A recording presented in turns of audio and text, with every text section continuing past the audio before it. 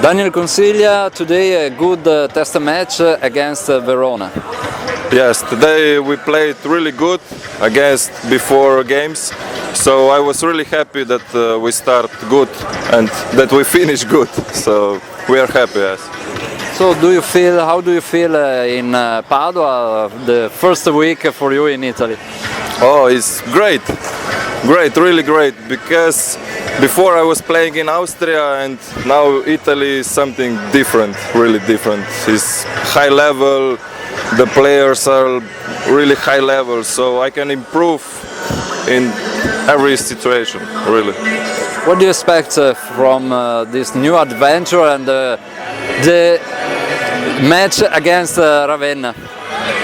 Against Ravenna, I hope that we will play like today or maybe better. So I'm just hoping on bad things. Coach Valerio Baldovin, anzitutto c'era da dire che la Verona di questa sera non sarà la Verona che poi si troverà in Superlega, mancavano insomma degli elementi importanti. C'è da dire però che Padova era partita un po' col freno a mano tirato, poi è riuscita a trovare maggiore coordinazione di gioco.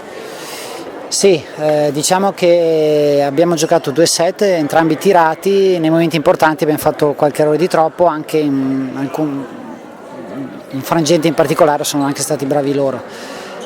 Però commettiamo ancora troppi errori, è una cosa su cui dobbiamo cercare di essere più precisi, di lavorarci.